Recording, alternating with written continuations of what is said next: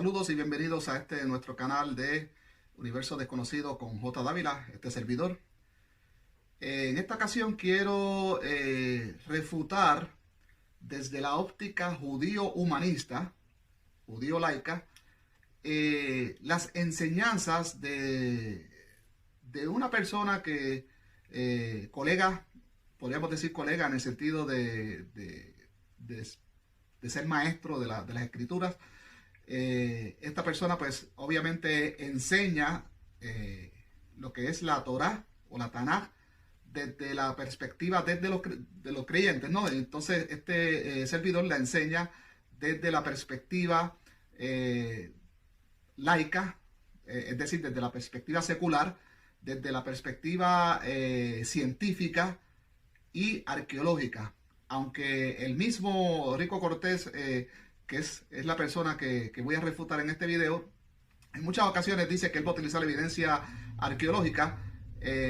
Bueno, pues hay que procesar e investigar y pasar por el sedazo de la razón y con todo escrutinio, ¿verdad?, es razonable, esas supuestas evidencias ¿verdad?, que nuestro amigo Rico Cortés ofrece en sus conferencias.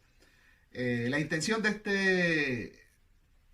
este trabajo no es manchar a la persona, en este caso el caballero Rico Cortés, sino su trabajo. No es al pensador, sino al pensamiento. Estamos atacando el pensamiento, no al pensador. El pensador es un ser humano igual que este servidor.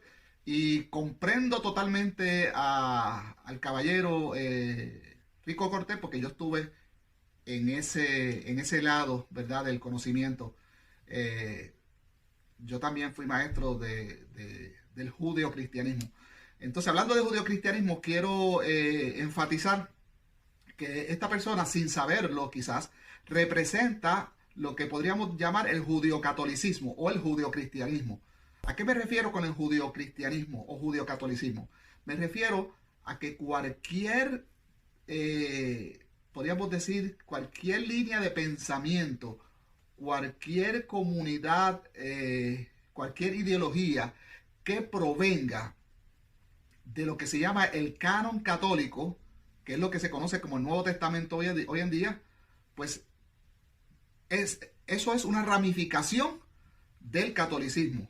Y de paso también tengo que explicar, y lo dejo aquí claro para los que me están viendo, son los católicos, los españoles, los que nos traen la Tanaj, ¿verdad? Bueno, ya la Biblia completa, la Tanaj y lo que ellos llaman el Nuevo Testamento, pero son ellos los que nos traen esto a las Américas y nos los imponen. Así que imagínense qué tan católicos somos, porque ellos instalaron por la fuerza esa ideología en toda la América, en todos los nativos de las Américas, y bueno, eso pues siguió dando frutos hasta hoy en día.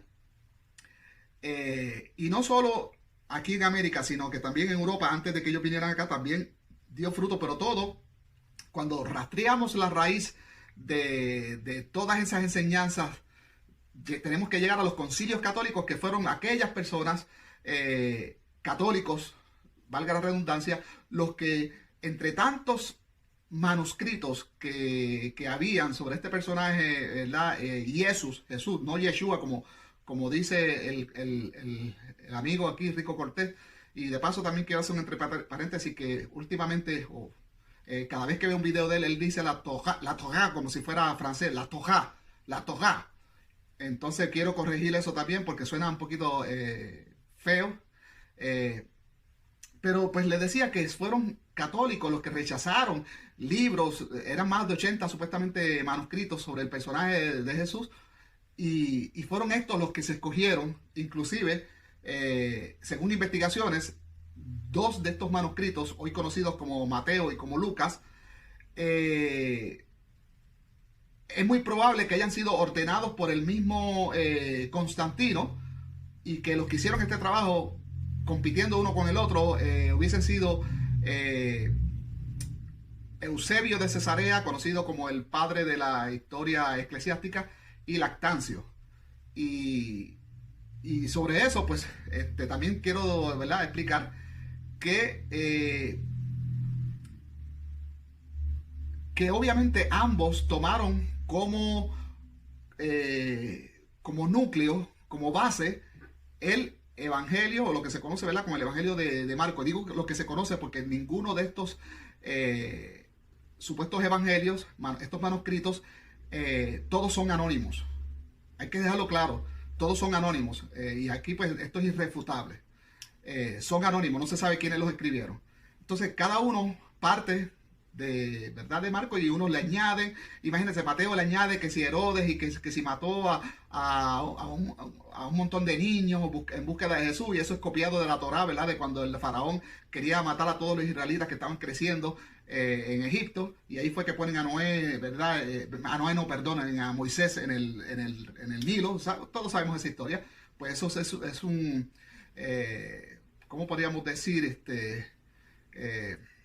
Un plagio de, ¿verdad?, de lo que se conoce, ¿verdad?, de la historia de la Torá, principalmente en Éxodo de Moisés. También se añade de que cuando Jesús resucitó, y que todos los muertos de los santos y que caminaron como zombies en Jerusalén, bla, bla, bla, esas cosas no son históricas. Bueno, en práctica es que nada es histórico, ni siquiera la vida de Jesús. Eso quiero dejarlo de antemano. Solo los creyentes son los que no cuestionan esto, pero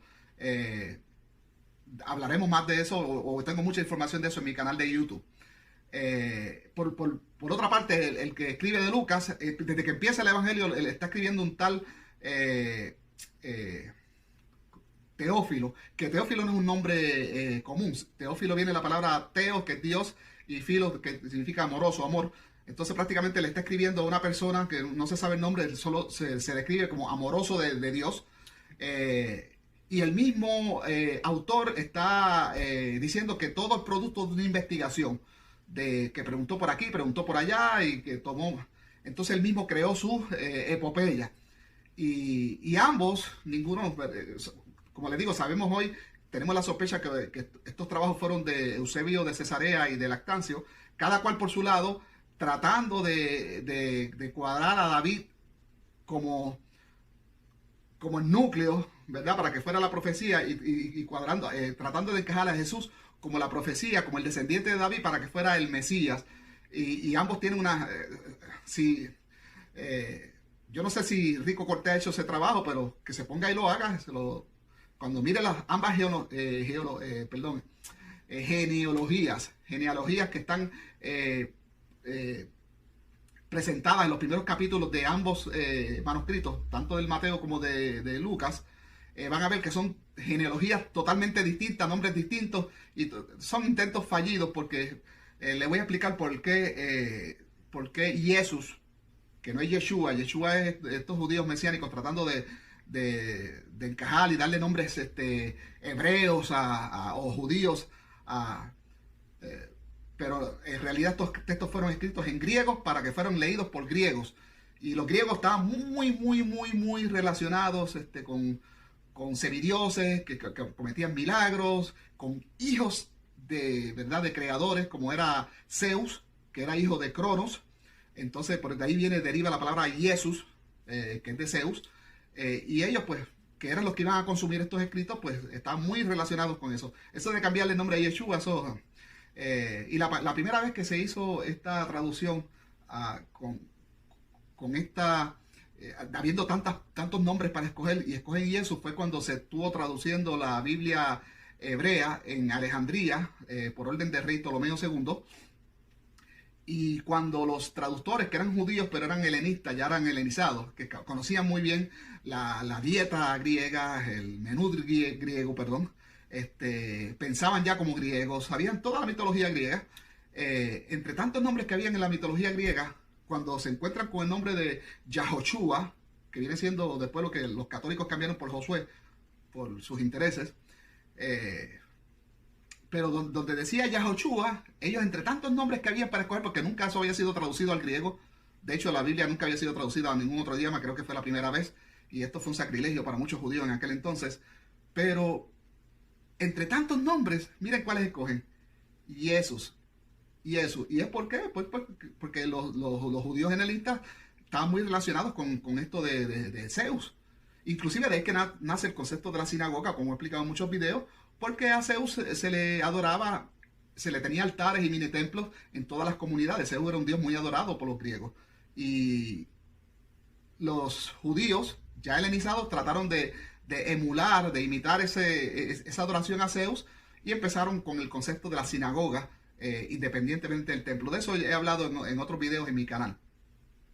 Entonces, ya dejando claro esto, que el judio-cristianismo que representa este caballero Rico Cortés, y si Rico, si tú me estás viendo, pues te estoy diciendo la verdad con todo respeto, pero alguien tiene que decírtelo. Eres un católico, eres el producto de un católico. Tienes el catolicismo en tu DNA ideológico.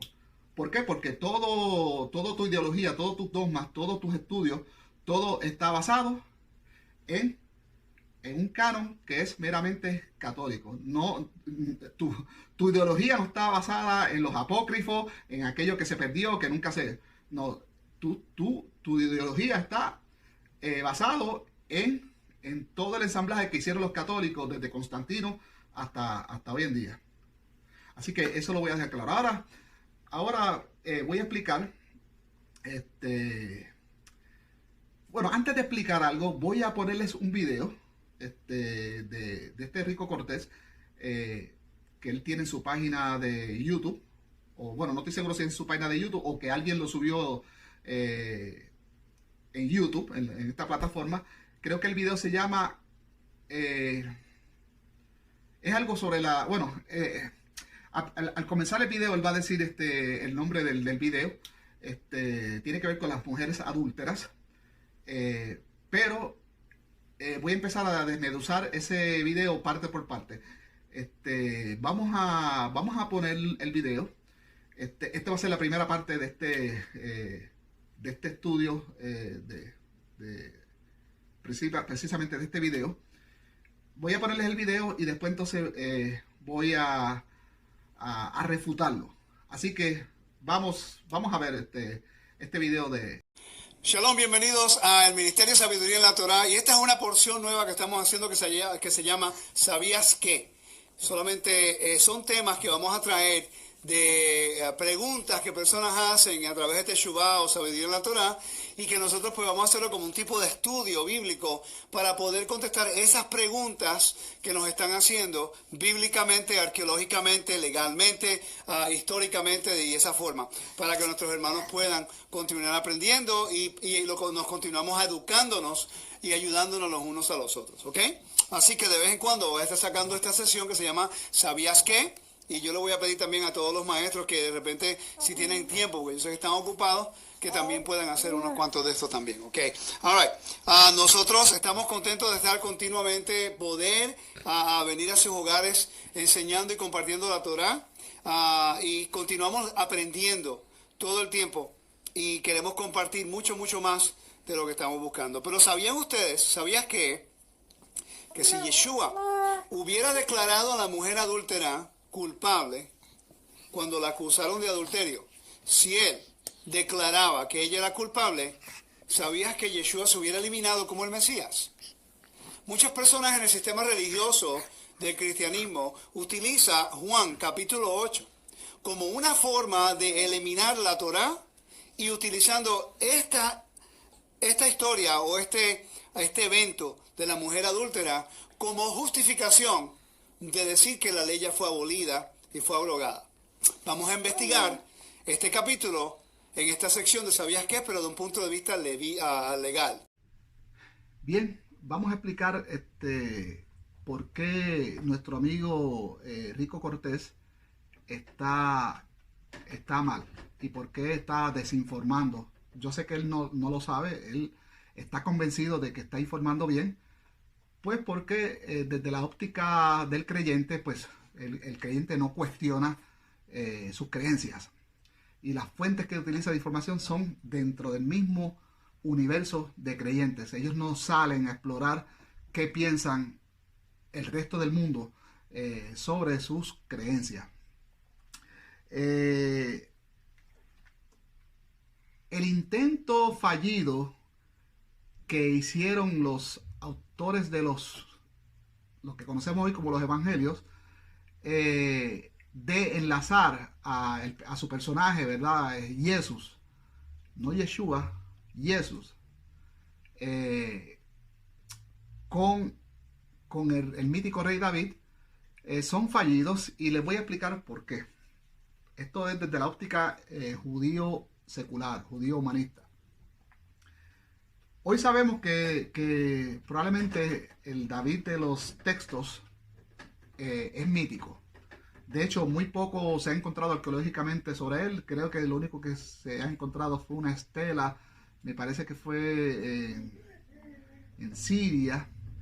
Y la estela en realidad hablaba de un rey de esa área que prácticamente se estaba mofando de una victoria que él había tenido en una guerra con un rey de la casa de David. Así prácticamente es lo que dice esa estela. De que pudo haber existido un rey David, ¿por qué no? ¿Por qué no? Pero el mítico rey David, pues no, ese sabemos que no existió. Los textos que nos hablan de ese rey David son, me parece que 6. Son la primera y segunda de Samuel, primera y segunda de Reyes y primera y segunda de Crónicas. Todos estos textos fueron escritos mucho después de que Nehemías y Esdras fundaran el judaísmo. Y sí, sé que los que me están viendo dirán, ¿de qué habla este? ¿Cómo que Nehemías y Esdras fundaron el judaísmo? Bueno, sí, por eso nosotros los judíos celebramos el Rosh Hashanah en el mes séptimo, porque fue en un mes séptimo, el mes de Tishrei, donde los fundadores del judaísmo, Nehemías y Esdras, pues introdujeron esta nueva religión de la cual nadie sabía nada. Y pues para que ustedes sepan, en lo que me están viendo, el judaísmo fue fundado en Jerusalén hace 800 años antes de, ¿verdad?, de Jesús, antes de, ¿verdad?, de Herodes. Y fue fundado por menos de 50,000 personas, de las cuales todos eran varones, y fueron los que ellos están nombrados en los censos que mencionan Nehemías y Esdras, cada cual, ¿verdad?, en sus escritos respectivamente. Fueron 47,000 con algo, me parece que fueron menos de 50,000. Así que imagínense, el judaísmo comenzó con 50,000 varones, de los cuales ni ellos, ni los que nunca fueron exiliados para Jerusalén, ni ellos, ni estos sabían ni de rey David, ni de rey Salomón, ni de Moisés, ni de Yahvé, ni la Torá, ni nada. ¿Verdad? Que eso, qué cosa más extraña, ¿no? Entonces, es Nehemías y Esdras los que le leen estos textos, que aparentemente eran en arameo, el idioma de verdad de Babilonio, y por eso en los textos más antiguos dicen que los que estaban ayudando a Nehemías y a Esdras trataban de como que traducirle a la gente y explicarles el contexto y todas esas cosas, porque no sabían nada de la Torá. Entonces, pues es importante que se sepa eso, porque Nehemías y Esdras solo introducen la Torá. Entonces, posteriormente a eso, pues entonces se escriben estos textos de Primera y Segunda Reyes, que de hecho, en los mismos escritos de Primera y Segunda Reyes hay vestigios de que fue escrito pues después ¿verdad?, de la dispersión, porque hay un capítulo y un versículo específico en el libro de Reyes donde habla del año 37 de la dispersión, y eso lo tengo ya documentado en un trabajo en mi blog, que quizás pues lo puedo poner a disposición de ustedes si les interesa, donde tengo toda esa información bíblicamente hablando. Entonces, lo otro que... Mira, empecé diciendo de lo de Jesús, porque muchos de los judíos mesiánicos, judíos nazarenos, o judíos cristianos, como dije al principio del video, judíos católicos, porque son católicos, pues para tratar de encajar unos textos griegos en un ambiente judío, han tratado de cambiar el nombre y que de Jesús a Yeshua.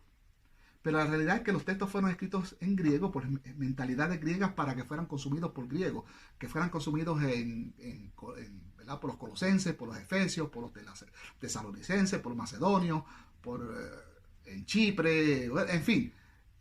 Eran personas que estaban muy relacionados con el tema de dioses creadores y hijos dioses también, ¿no? Por ejemplo, en estas culturas griegas, donde para los que fue escrito estos textos que hoy llamamos evangelios y las cartas y todo lo demás, pues esas personas pues eran griegos y sabían que Zeus, que es de donde deriva la palabra Jesús, era hijo del creador de los griegos, ¿verdad? De Cronos. Este concepto de un hijo de un dios, de un hijo de un creador, no existía en el judaísmo, no existe en la Torah. Entonces, esto es un intento, ¿verdad? De hecho, yo lo veo hasta una burla hacia el judaísmo, puesto de que el personaje como tal de Jesús hace muchas cosas que van en contra del personaje Yahvé, ¿verdad? De la Torah. Por ejemplo, Jesús no tiene problemas con acercarse a una mujer con flujo de sangre, ni con leprosos, y sin embargo, pues Yahvé es muy explícito con eso en la Torah. Inclusive las únicas personas que podían estar en la presencia de Yahvé en la Torah pues eran los sacerdotes, y aún estos Yahvé tenía prohibido que fueran cojos, que fueran leprosos, que fueran mancos, ciegos o cualquier tipo de defecto. O sea que el personaje Yahvé de la Torah pues detestaba ese tipo de defectos físicos, y mujeres con flujo pues tenían que estar fuera hasta del campamento, no podían estar supuestamente donde estaba la presencia de Hashem, ¿verdad? De Yahvé. Entonces, profecías fallidas.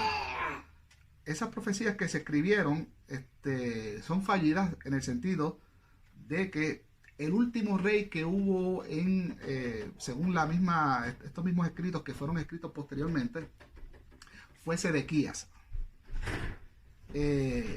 A partir de ahí ya no hubo más monarquía, y esto pues es un problema porque esto derriba unas profecías que al derribarse pues ya no hace falta Mesías, ya no hace falta más nada, ya queda todo anulado. Y estas profecías son las siguientes que se las voy a leer ahora a ustedes. Check it out.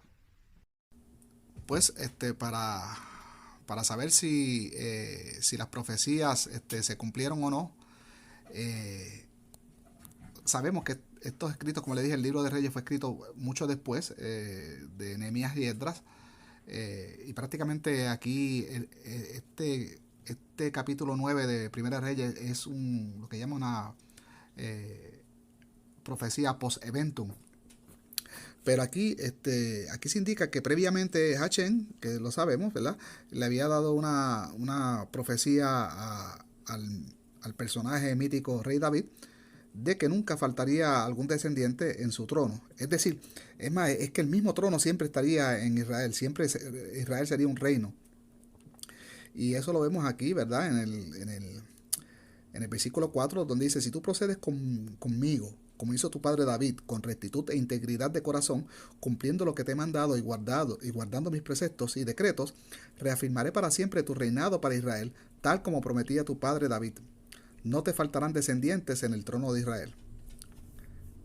Pero si vosotros y vuestros hijos me abandonáis y dejáis de observar los mandamientos y preceptos que os he dado, y vais a servir a otros dioses, pues arrancaré de la tierra de Israel todo lo que le he dado, rechazaré este templo. Bueno, pues todo esto es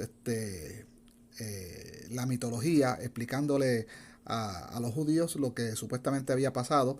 Unos judíos en búsqueda de una identidad nacional, pues se tuvieron que conformar con estos escritos, de los cuales ya era, en aquel entonces que no había internet ni nada, era difícil de corroborar. como sabemos, pues después del rey Sedequías, ya se acabó la monarquía, se acabó el reinado en Israel y ya nunca hubo más rey. Eh, los, eh, los macabeos trataron ahí de hacer como un pequeño reino, pero nada, todo fue hasta que llegó Pompeyo a la escena histórica. Fue por muy poco tiempo, una pequeña independencia que tuvo Judea, y, y después se estableció otra vez la monarquía para tiempos de Herodes. De hecho, Herodes el Grande pues fue un monarca de Judea, pero era vasallo de Roma. Tenía un reinado limitado y no era judío, él era edumeo. Entonces, entonces si ya desde que Nehemías y Esdras fundan el judaísmo eh, con la Torá, y posteriormente aparecen todos estos escritos ya después del tiempo de los griegos, eh, entonces, si los mismos textos están diciendo de que el último rey fue Sedequías, el último rey de la casa de David, y ya se acabó la monarquía, se acabó el reinado como tal, ya no había trono ni nada en Israel, entonces, ¿cómo puede...? Aquí dice que supuestamente había una profecía de que iba a haber una lámpara encendida, que también eso está en Primera de Reyes, capítulo 11, del 32 al 38, y que estamos analizando, Primera de Reyes del 9, del 4 al 5, donde dice que nunca faltaría un descendiente en el trono de Israel. Pues sabemos que eso no se cumplió, eso no, porque después de Sedequías se acabó la monarquía y ya no hubo más rey, hasta Herodes, y Herodes ni siquiera era judío. Entonces no hay manera de encajar ni a Jesús ni a nadie como ningún Mesías, porque no hay manera. No hay manera. Hay un limbo total. Y como dije anteriormente, el rey David y su hijo Salomón son míticos, no hay evidencia. Les recomiendo que traten de abordar todo lo que hay acumulado hasta ahora, todo el conocimiento que hay acumulado hasta ahora en cuanto a la arqueología bíblica en Palestina, y se van a dar cuenta de que los resultados son negativos en cuanto a corroborar la existencia del rey David, del rey Salomón, y del mismo templo de Salomón. Hoy sabemos de que lo que se conocía como el primer templo, o el segundo templo, en tiempos de Nehemías y Esdras, construido por Zorobabel, según nos reportan los mismos Nehemías y Esdras, pues hoy sabemos que ese en realidad fue el primer templo, y que anteriormente a eso en Judea no hubo un templo para un culto monoteísta. De hecho, aparentemente antes de que llegara Nabucodonosor a Judea, en toda la tierra de Israel no había un culto monoteísta. La tierra era completamente politeísta, y eso ha sido corroborado, confirmado por la arqueología. No había un culto centrado. Esto del monoteísmo lo aprendieron los judíos en Babilonia, y lo aprendieron de verdad lo que fue el faraón Akenatón, que fue el primero en introducir el monoteísmo en esa área del Mediterráneo, exclusivamente en Egipto, y lo que fue considerado como una herejía. Entonces,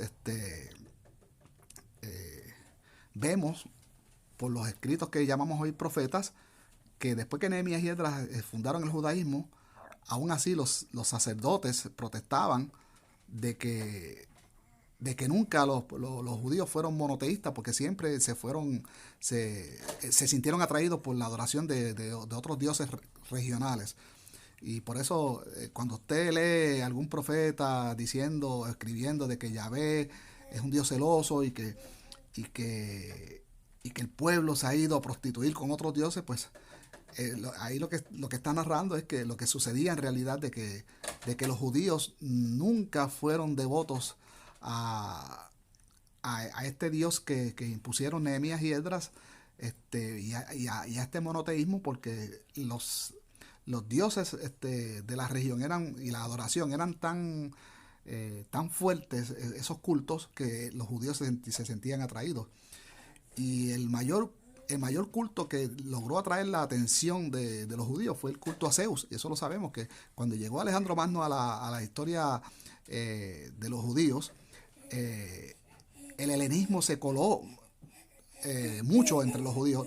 Los macabeos nos reportan sobre eso. Filón de Alejandría nos reporta de eso, sobre eso, y otros historiadores también, como el mismo Flavio Josefo, Justo de Tiberiades y otros. Entonces, bueno, ya aquí por lo menos esta parte del Mesías, perdonen que de fondo se escucha a mi hijo pequeño. Una vez más decimos, ¿de qué Jesús salvó al mundo? De nada, el mundo siguió sufriendo, los judíos siguieron sufriendo. De hecho, hoy se sabe que Jesús en realidad no existió. Esto ha sido acuñado, ¿verdad?, por ciertas personas antijudías en los primeros siglos. Podríamos decir que entre finales del segundo o tercer siglo y casi el cuarto, y que en realidad ni existieron cristianos en el primer siglo, ni existió Jesús. Ya todos esos textos que supuestamente usan los apologistas para tratar de justificar de que supuestamente Jesús existió, como los escritos de Flavio Josefo, que si Plinio el Joven, que si Tácito, todo eso ha sido refutado. Todo eso ya eso no convence a las mentes más intelectuales. Eso es que si Justino, ¿verdad?, San Justino, ¿cómo se llama? En fin, todos esos supuestos historiadores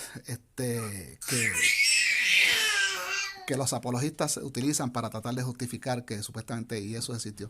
No, la historia de Judea en el primer siglo es una distinta a la que trata de imponer el catolicismo. Y todavía en el año 135, en esos años, todavía los judíos estaban buscando un Mesías, y por eso propusieron a Simón Bar Cosma. Bueno, pues sin más, aquí dejamos este estudio.